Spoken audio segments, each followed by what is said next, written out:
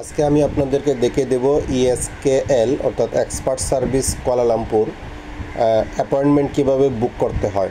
আপনারা জানেন যারা মালয়েশিয়ান প্রবাসী আছেন যে মালয়েশিয়াতে আপনাকে পাসপোর্ট রিনিউ করতে বা নতুন পাসপোর্ট করতে আপনাকে অবশ্যই ইএসকেএল অ্যাপয়েন্টমেন্ট নেওয়া লাগবে।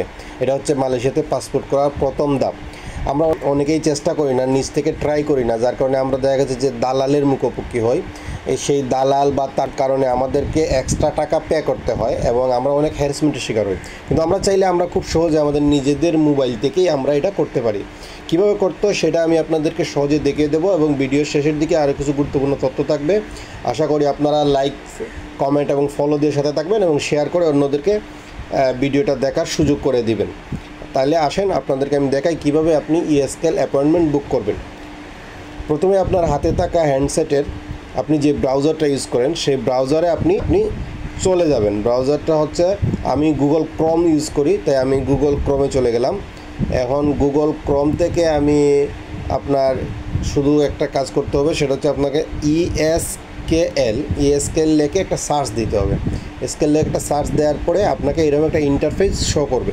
এরকম ইএসকেএল তাদের যে ওয়েবসাইটটা ওপেন হয়ে যাবে। ওয়েবসাইটটা ওপেন হওয়ার পরে আপনি দেখতে পাচ্ছেন উপরে 3টা ডট আছে। এই 3টা ডট বা 3টা যে লম্বা আড়াআড়ি টান আছে, এই টানের উপরে আপনি একটা ক্লিক দিবেন। ক্লিক দিলেই আপনাকে এখানে অনেকগুলো অপশন তারা দিয়ে দিবে, অর্থাৎ appointment, book appointment, track appointment. আপনি পাসপোর্ট করবেন বা রিনিউ করবেন, সেই জন্য আপনাকে অ্যাপয়েন্টমেন্ট বুক করতে হবে। সেই জায়গা থেকে আপনি বুক অ্যাপয়েন্টমেন্টে ক্লিক করবেন। বুক অ্যাপয়েন্টমেন্টে ক্লিক করার পরে তাদের যে পেজটা চলে আসবে আপনার সামনে, সেখান থেকে আপনি লোকেশন সিলেক্ট করে দিবেন ইএসকেএল HQ, এই লোকেশন সিলেক্ট করে দিবেন।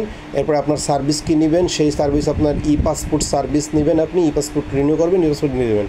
তারপরে দেখেন আপনাদের পেজটা আরও বড় হয়ে গেছে। সেখানে আপনার যে পার্সোনাল ইনফরমেশনগুলো, যদি আপনার অ্যাজ পার পাসপোর্টে যেরকম আছে, যদি পাসপোর্টে MR থাকে বা যাই থাকে সেটা ফিল আপ করবেন।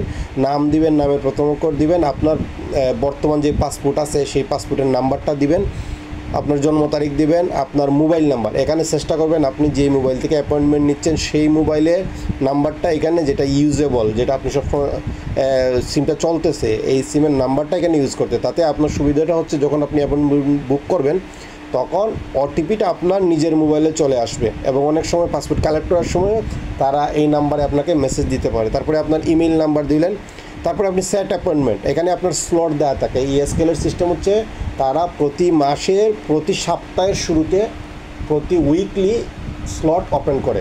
সেই অনুসারে আপনাকে ডেট নিতে হবে। যেমন মনে করেন এখন সেপ্টেম্বরের রানিং যে সপ্তাহ আছে, সেই রানিং সপ্তাহের মধ্যে ক্লিক করলাম।